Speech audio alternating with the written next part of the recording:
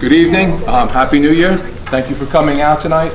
My name is Bob Dunn, the Director of Special Education here for the district. We want to get started, so I'm going to introduce everybody here. Sharon Thimmons is our Director of Special Class Programs and Related Services. She's going to be leading the presentation. We have Danielle Schreck, who's in charge of Special Education Instruction. Jamie Karansky, who's in charge of Child Study Team. Matt Ferry, who's in charge of the principal of New Monmouth School. Okay, Marianne Laughlin, who is a case manager at High School South. Ms. Baradell, who is a teacher at New Monmouth. Ms. Shannon, who's also a teacher at Bayshore. And Ms. Zimmer, who's our elementary behaviorist. So again, I want to thank everybody and I'll let them get to presenting. So thank you for coming out tonight. Today we're going to talk a little bit about our autism program and what it looks like in the classroom at both the elementary and secondary level. So first, the ABA is the basics of our autism program, and it's a scientific approach for identifying the environmental variables which influence behavior. So in a nutshell, it's how are we changing the behavior the unwanted behavior that we want. So we look at this ABA practice and we develop a plan. So what does that really mean? We look at evidence-based research to support our needs. We target specific behaviors, and that's working with the individual students, and that could be with the support of the parents, what they really are finding that's impeding learning, maybe with the teachers, and how we can improve the overall quality of either the teaching or the student's daily life. Lots of observation, data collection, data, like collected data, and that drives our instruction. And the teaching methods and behavior interventions and plans that are written by our BCBAs or school psychologists with the collaboration of the teachers and the parents as well.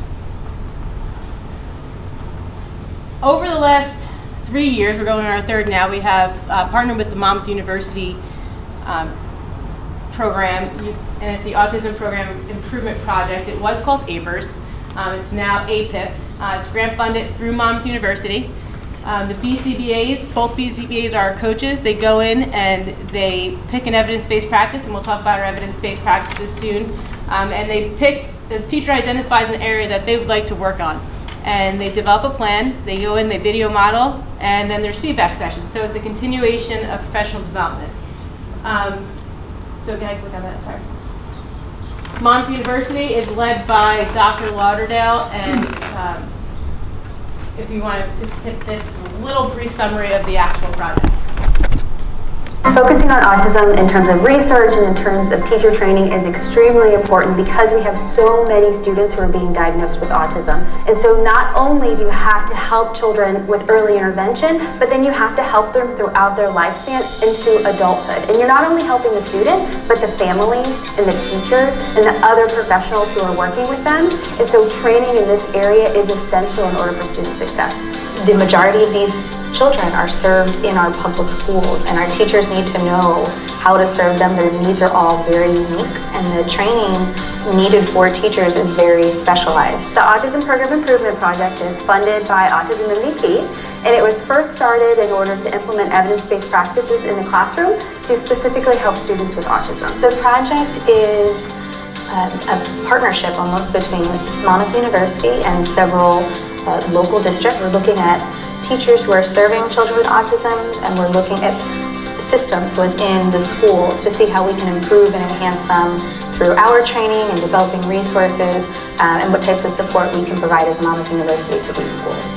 So we've been utilizing our knowledge in evidence-based practices to teach teachers at Monmouth how to implement evidence-based practices so that when they go in the classrooms, they're really prepared to meet student needs. So we're trying to basically fill that gap between where educational practices leave off and what are the specific needs of the autism population in the public schools. We have a master's in autism, and we also have a master's in autism and applied behavior analysis. And so we're training teachers in all aspects of autism, so social skills, assessment, behavior reduction, skill acquisition. I would like to just give us a brief second. Mr. Scrano, the principal of Bayshore Middle School, has also joined us, so welcome. So one of the greatest things I think that the Monmouth University program has given us is each one of our teachers has been given a grant of money to have an interest inventory closet. So they have materials that their teachers have identified that they may find useful, and it's a bunch of resources that they can use and pull depending on whatever the need may be. So some some students may be working for pretzels, but how many times can you eat pretzels every day before that becomes a little boring? So just constantly assessing the students and seeing what they like and how they change and developing a plan appropriately. Paraprofessionals.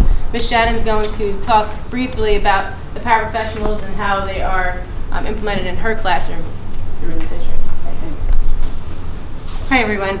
So I cannot do my job without my paraprofessionals. I work with amazing women. However, every year we start off the year saying the same thing. Your job needs to become obsolete at some point. I love them, but the goal is primarily to have the kids become independent. So everything we do throughout the day, throughout the school year, is to really try and pull the para back a little bit more, so at the end of the day, the students don't require the use of the para. One way we do that is using rotating schedules. I know, as a parent of a special needs child myself, you like that security of having that same person. They know the quirks of my kid, they know the ins and the outs, and it's comfort and it's safe, for you to know that they have one person. But ideally, that is not in the best interest of that child. So what we try and do is we rotate our paras, and that, depending on the needs of the classroom or the comfort level of the teacher, could be daily, could be weekly, could be every other day, could be in the morning, could be in the afternoon. But again, that depends on the needs of the classroom and the needs of the individual student. So the role of the paraprofessional is not to do, is not to teach, it's to assist the child with learning. And I think, you don't want the child to, you don't want the para to be doing for the child. There needs to be a plan in place for prompts that are being used, how we're going to fade them. They want to not give the student the answers. They want to help direct them to getting the answers. Break down tasks and support only when needed. That's task analysis. And that is really knowing your student, knowing what they're capable of doing. If it's a chain task, if it's something similar to like a life skills task, toothbrushing, or face washing, knowing what steps they're capable of doing independently, removing yourself from those steps and only intervening when that child needs your assistance. And that's very important. It's important. That's why when we talk about data, it's important to have that data so we are aware of what the child is able to do independently and where we need the para to intervene. A lot of times you talk about prompt dependence. It's another issue that we face daily when we have paras that are, constantly assisting the child when the child doesn't need the help. Now the child's like, why do I have to do it? I know the para's going to come in here and either do it for me or tell me the answer. So you really want to have that data to back up when you're prompting, when you're not prompting, and have the data of what prompts you're using, because we talk about prompt fading. It's very easy to write a goal saying like, oh, I want my child to master this after doing it for 3 days. Well, sometimes you have to break it down into what kind of prompt is necessary for this child. So maybe at one point they need a gestural prompt. So now they're doing it for 3 days with the gestural prompt. Okay, well now let's lessen that prompt. You'll see the prompt hierarchy. Is that up there? It is. So now you see, okay, now their child is doing it with a gestural prompt. Now let's bump that down to a model. It's the least intrusive prompt. Again, working that hierarchy down to independence. Again, everything we do is to try and get these children to do these things without the assistance of an individual. So we discussed all that. And the use of visuals. Our classrooms have more visuals throughout them than you'll see in any other classroom. We have schedules. We have para schedules. For those kids who can read, we have a lot of word schedules, written schedules. For those children who can't, we have picture schedules. Just letting the students know what is expected, what's coming next, if and then, the anxiety of not knowing what's going on. But we make schedules for everything. When we talk about the para rotation, we always have, who's working with who and what day. That's for 2 reasons. It's to remind the paras of who they're working with, and it's also to allow the children the opportunity to see who they're going to be working with. We don't want the students to become so dependent on that one person that they know, oh, I'm going to work with this individual and I'm not going to do it because I know if I don't, respond in 2 seconds, they're going to come right in and help me. So this way, by rotating the paras, it not only helps the children generalize from people, but also environments. Because if you're working on a money skill and you're going to sit there and one para may present it differently than someone else, but so is the cashier at ShopRite, so is, someone at a Wawa or a 7-Eleven. It's just real life, we don't want them to only respond to one person the same way over and over again. So our class sizes are, they're small.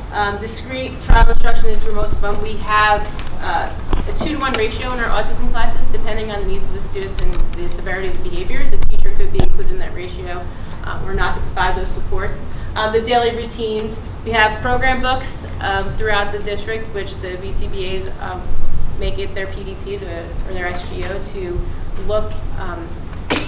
looking for to make sure that all the information is in there correctly and the data is in there collected. So it's kind of a support for the teacher, but also keeps all the information accurately in check. So they are going out, the autism program also goes out in community-based instruction, and the parent-teacher communication is done daily, if not weekly, depending on each of the needs of the students.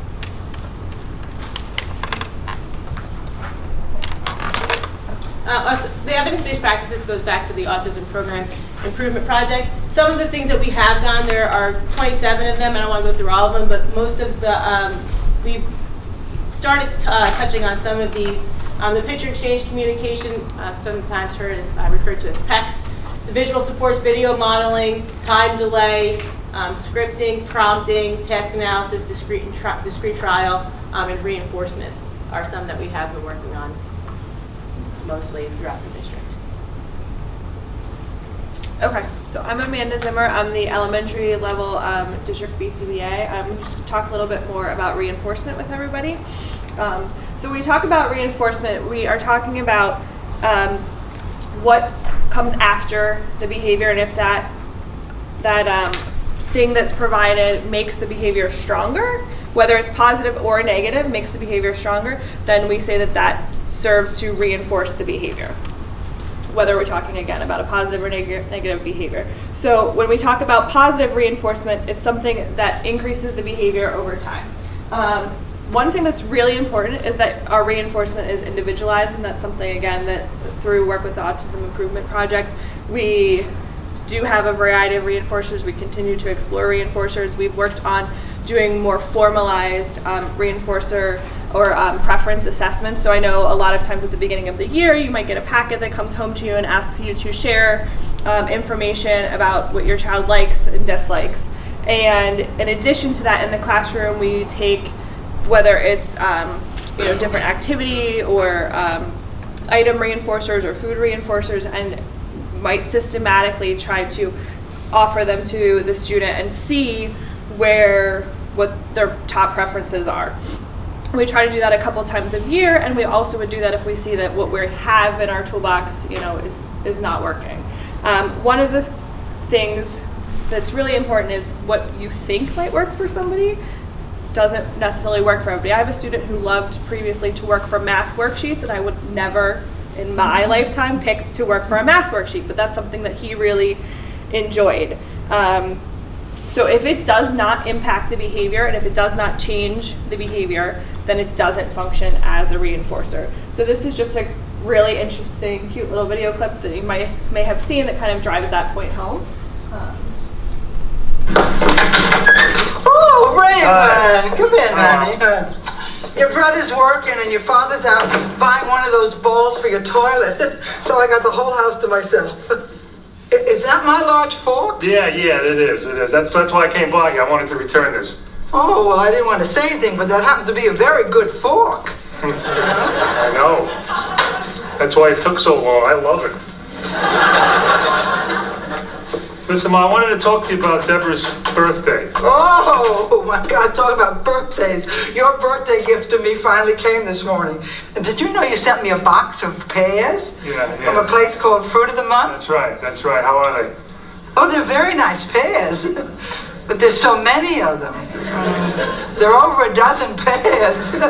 What am I supposed to do with all those pears? Well, I think you're supposed to eat them, Ma. Myself? You and Dad and Robert. How many pears can Robert eat? Oh, look, I appreciate the thought, Raymond, but please don't ever send us any more food again, okay? Thanks. Well, another box is coming next month. What? More pears? No, it's a different fruit every month. Every month? Yes, that's why they call it Fruit of the Month Club. It's a club? Oh my God, most people like it, Ma. You share it with all your friends. Which friends? I don't know. Lee and Stan. Lee and Stan buy their own fruit. Give it away. Why did you do this to me? I can't talk this to it.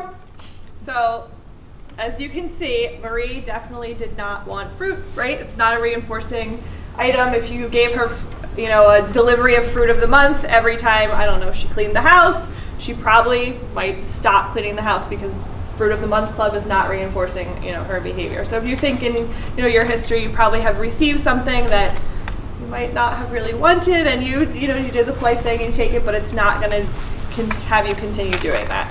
So it's really important that we work with our students to find out what's motivating for them, and that changes from day to day. If they just had a really big breakfast, they might not want any food reinforcers, and if they hadn't been eaten, before they came in, they might be hungry, or if they just came from gym, they may not want to jump on the trampoline or go for a walk because those physical activities maybe are tiring at that point. So we just have to pay attention to what our students are communicating to us.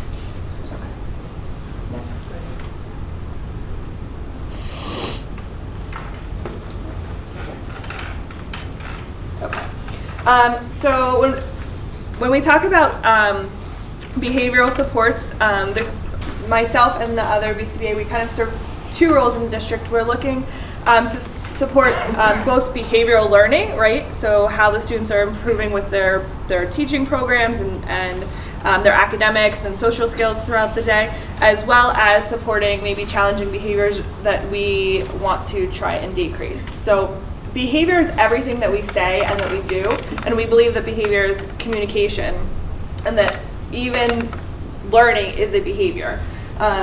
Also, the environment impacts our behavior, and things that are in the student's repertoire and things that are not in the student's repertoire impact behavior. So if you are verbal and you can communicate, your wants and needs, you may be better apt to get those needs met, may have to engage in less challenging behavior. And so that's one of the reasons why we work so hard on having a student have a communication system, not necessarily verbal, but having a system, whether that is through through PECS or an AAC device or typing or some type of communication, sign language, some type of system.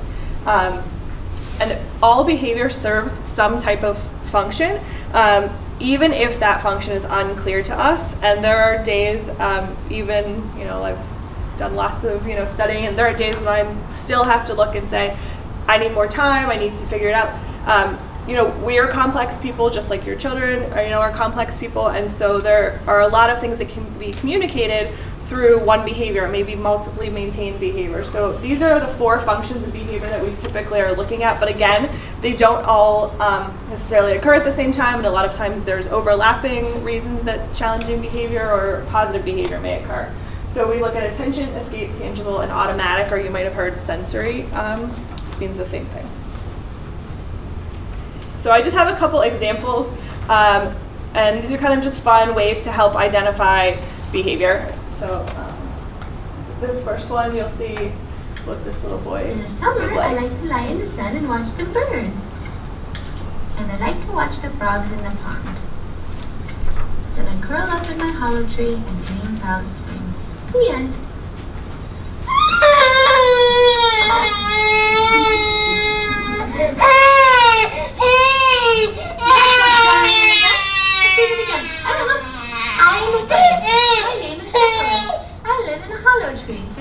In the spring, I like to pick flowers. And when winter comes, I watch the snow falling from the sky. Then I curl up in my hollow tree and dream about spring. The end. It goes on like that, so in case you want to see this cute little baby for another minute or so. But what do you think he's trying to communicate there? He wants more books. He doesn't want the books to end, right? So in that case, we're talking about gaining or maintaining access to, an item, which in this case is most likely preferred. He likes to hear his mom's voice. He wants to have the book read to him. And maybe he doesn't have the words, obviously, yet to say more book, or can you please keep reading? So that's an example of that function of tangible or access to items.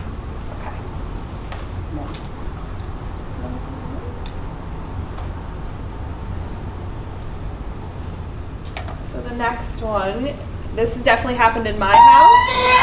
I don't know if it's happened to anybody else's. So he walks away so his son can't see him.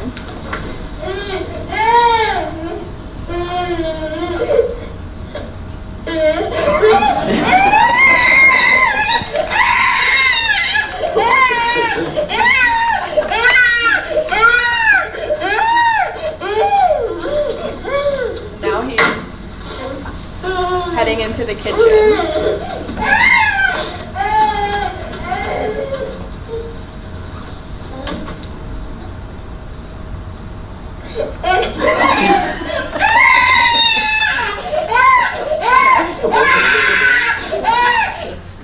So, what does he want, right? He's probably wants his parents' attention, right? And that would be true, maybe same thing if a student wants the teacher's attention, or maybe a preferred staff member comes by that typically is not in the classroom.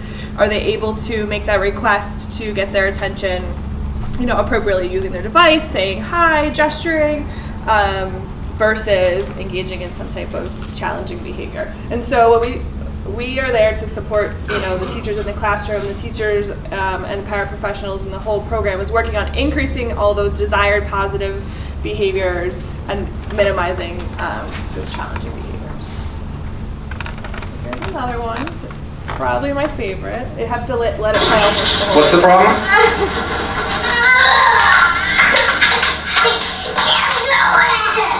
You can't lift that up? No! Oh, come back and try again. You're almost to the sink.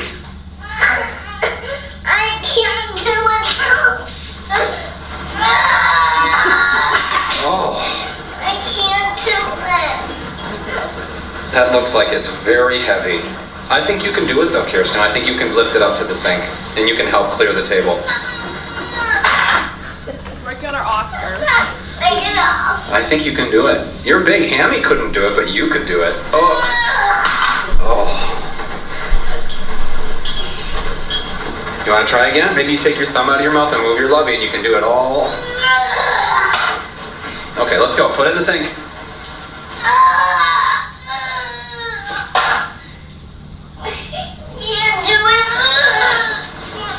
Oh!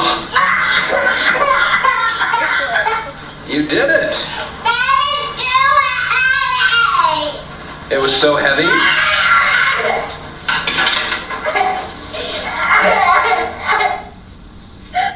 So, obviously she wanted to escape, placing her supper dish, into the sink where it goes. I really like that video because it kind of gives an example of like step-by-step, task analysis. He's trying to tease through, like, maybe if you put this down, and then she takes another step closer and another step closer, and she's slowly making it to the sink. I also like that's a good example of like keeping in demand when challenging behavior occurs. Sometimes that's a lot easier said than done, but in this case, that is one intervention that you might see in a behavior plan for an escape maintained behavior. I really like that she went back and got the spoon after all of that. Oh yeah, let me put that spoon in too, because I know that's what I'm supposed to do. So.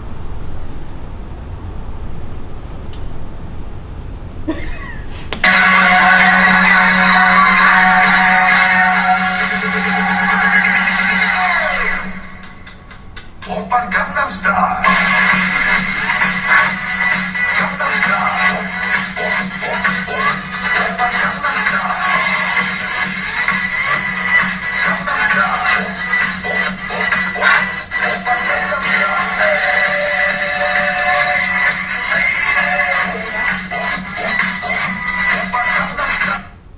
So that is an example of automatic reinforcement, right? So we have our children do a lot of different types of behaviors that may internally feel good to their system, right? Or to relieve some type of anxiety and stress. So whether you see hand flapping or finger flicking or scripting, different things like that. But we also do things just because they feel good, like ourselves. So if you are ever singing in the shower, right? Have you ever sung in the shower just because the song is stuck in your head and you are enjoying your time singing in the shower? So you might be able to think of something that you do just because it feels good, whatever that is to you.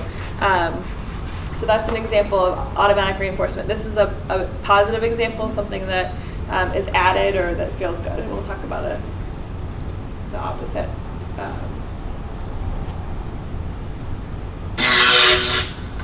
Whew. Just got out the pool. And I feel so refreshed.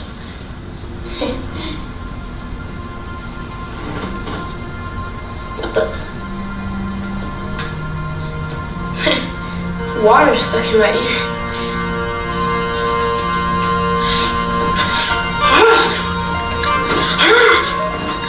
What's happening?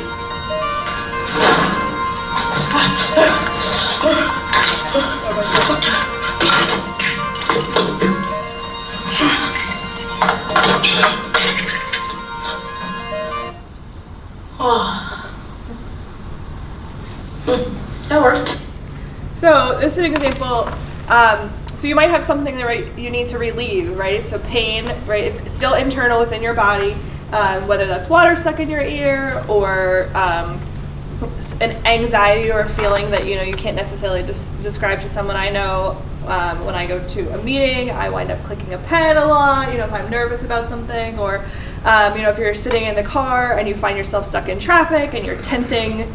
And you're really hanging on tight to the steering wheel, or you're running late for something. So twirling your hair, everybody has a different way to relieve, within their system to relieve that anxiety or to alleviate pain.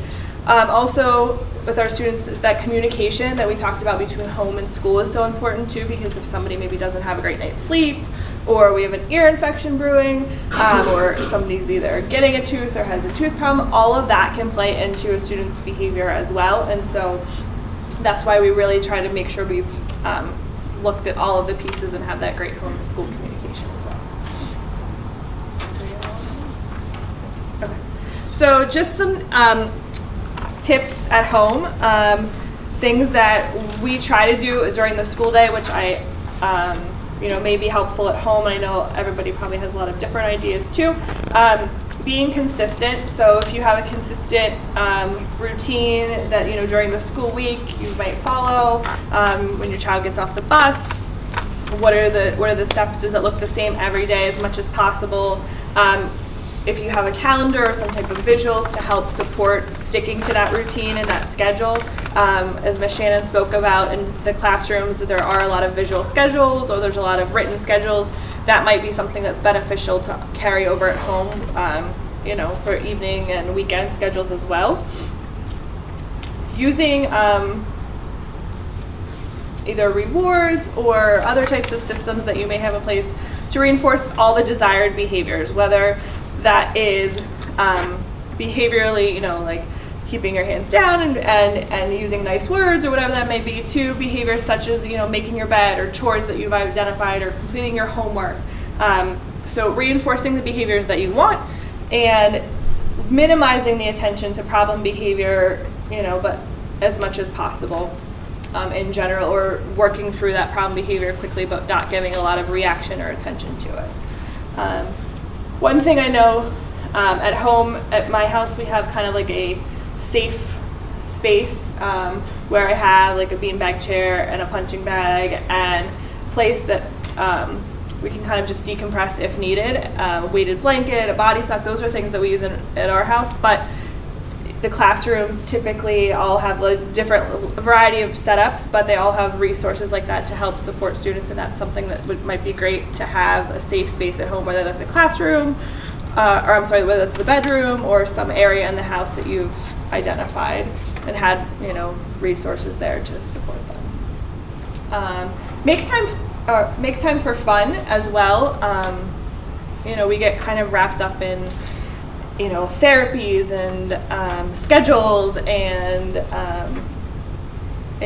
just a lot of providers coming, possibly into the house, and just the day-to-day stresses that may come with having, a child with a disability. And so making time for fun, whether that's just hanging out, watching a movie, or, going to get pizza together as a family, whatever works for your family. It can be different. Again, it kind of comes back to that student who really loved math worksheets. It doesn't have to be what anybody else says. It has to be what works for your family. finding, finding ways to incorporate that, whether it's, on a certain schedule or, every couple months, whatever works.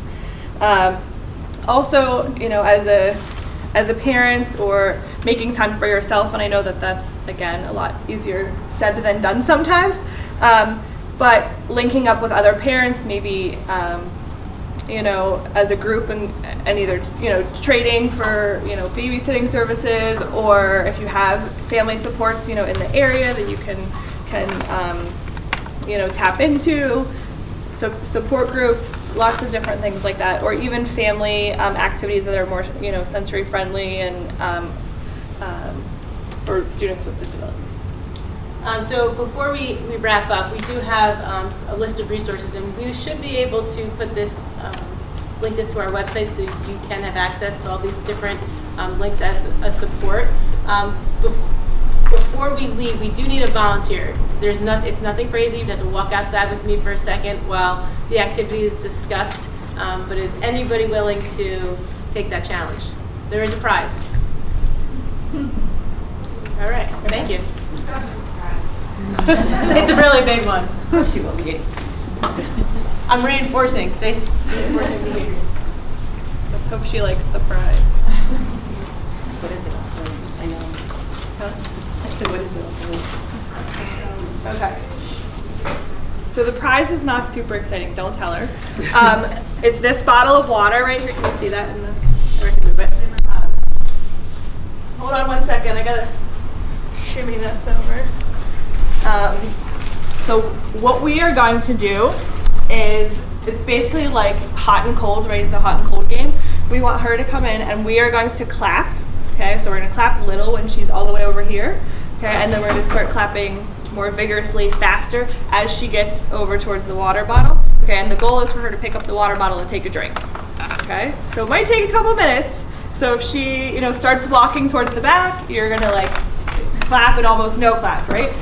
If she starts coming towards the water bottle, start clapping faster. When she gets very close to the water bottle, right? She's got it in her hand, you're clapping. If you need to stand up and cheer her on, go for it, okay? But the idea is we're shaping the desired behavior that we want, okay? All right. All right, so I'm gonna get out of the way here.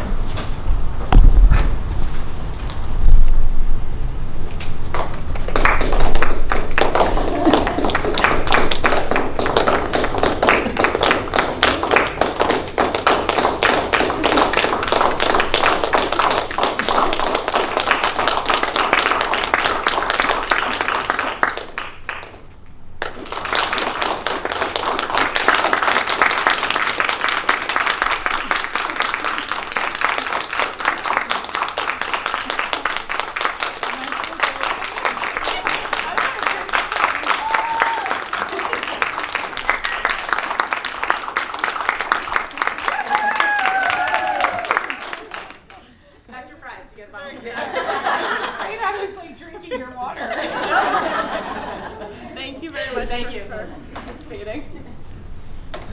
So with that, you want to explain the... So with, I explained it to the rest of the group, but basically the activity was to shape your behavior, right? So when we talk about helping students learn and breaking down tasks, a lot of times what we wind up doing is taking a task and say drinking the water, right, is what we want them to be able to do, and we may need to break that down into a smaller task. If we have into smaller segments. So for example, if the student's unable to open the water bottle, but that's a goal that we want to work on, we may start with the water bottle being completely open and the cap basically almost all the way off, and then they're just removing the cap, and we're slowly and systematically tightening the cap just a little bit more so that at the end of it they're untwisting the cap fully and opening the water bottle. That would be what we call like a backwards chain. So starting at the end and working all the way towards the beginning, and the reverse would be true as well. And so we use that procedure a lot throughout the school day, and we have that systematically kind of step-by-step documented as how the staff are going to help student achieve.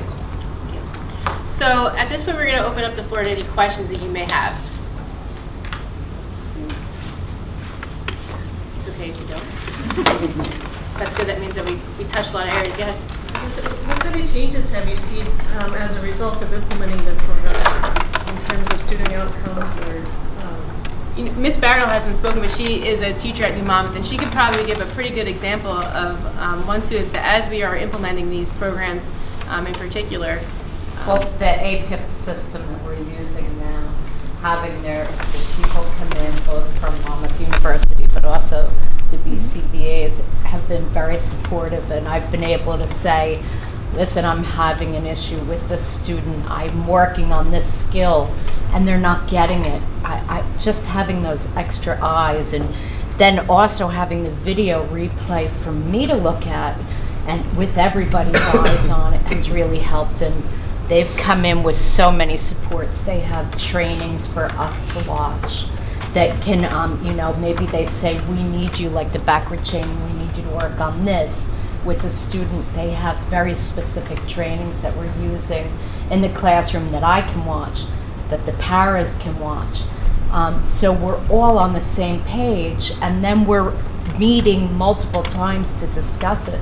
So really, it's been a great tool, a nice help resource. We're really fortunate to work with really great teachers, and this APIP program wasn't something that we needed to do to change our entire project. It was to fine tune and look at how we can really improve our practices, even if it's that the subtle thing as, when you're giving the student the pretzel and they're earning their reward, delivering instruction again is useless because they're not listening to you. Who can pay attention when you're crunching a pretzel? I'm not listening. I know when I'm eating, don't talk to me. Let me have my moment, and then I'll listen to you after I'm done. So it's those simple things that we've really seen so many improvements for me as an observer, but as far as the teachers, they're seeing behaviors, they're seeing growth. The students are not jumping the SD, so they're able to. You're seeing carryover. The maintenance is there, so it's really exciting to watch. I have a question. Does this program pertains to elementary school or middle school as well? It goes elementary, middle, and secondary. So it starts at our preschool disabled autism classroom and goes all the way up to high school. What about like high functioning Asperger autistic kids? How that's So implemented in, let's say, in the general setting classroom? There are pieces depending on what the program needs are, but right now it's strictly in our self-contained classes. So we're taking the practices, and this has only been something that we've been doing for 2.5 years. So as it progresses into all of our autism teachers being fully trained, then we're going to look into implementing those practices for students in the classroom and delivering that instruction to the teacher. But we want teachers more self-reflecting and identifying where they feel like they need to improve, because we never want to be that person that's telling them that you need to improve on this, but you get better feedback from the teachers, and they're more interested in looking at the videos. And the video pieces, like Ms. Barrett said, is amazing, because you don't realize how you may reinforce something, or just that wait time, you're able to fine tune something and go back and say, oh, okay, that's what I want to work on. Next time I'm going to make sure that practice happens. And not to say that the evidence-based practices and the application of applied behavior analysis wasn't done before. It's always been done, but this is just another tool to help us fine-tune and make sure that we are thinking systematically about a lot of different strategies that we may want to use for a student. If we've been teaching a specific way, we may want to change over to time delay, for example, which is just a systematic way to teach a skill that student may be a candidate for. And the nice thing about the Autism Improvement Project has helped myself, I know, and the other BCBAs to just kind of give us a refresher, right? Because we have all these tools in our toolbox, and sometimes they get lost at the bottom, and so just pulling those back up to make sure that we're giving the best support to the teachers in the classroom that we can. And consistent professional development. How many times do our teachers go to professional development workshops and then they go once and then then you don't use it again? So this is something that's systematically giving the teachers the opportunity to continue to improve on their practices. Anything else? Does that program also integrate social skills? It does. There is a piece for social skills. I mean, within our classroom, teachers are always working on social skills, whether it's incorporated with OT, speech, PT. There's different life skills, daily living skills, the community-based instruction. So it's always incorporated. But yes, there is a piece to this that, in the evidence-based practice that you can, if you find that you're struggling in that practice and you want to work on it, yes, you can.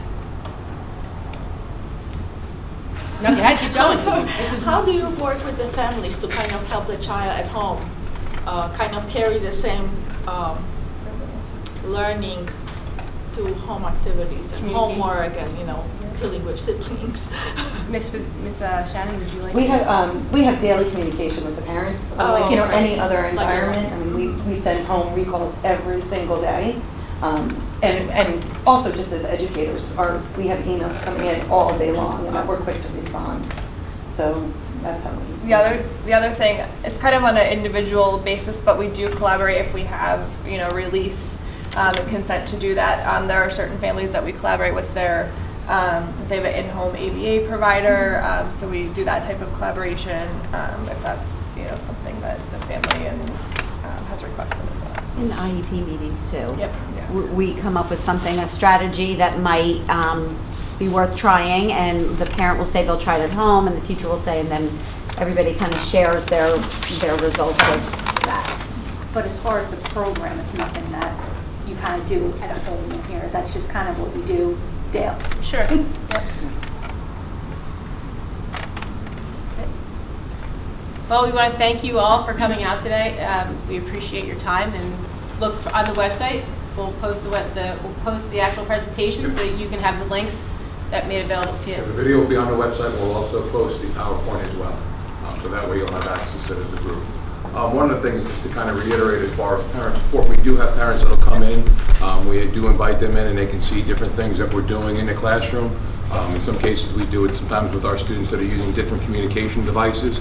We'll provide trainings for them as well, so they know how to use the communication device, so they're comfortable using it. So there's different things that we always try to collaborate with parents. Thank you. Thank you again for coming out.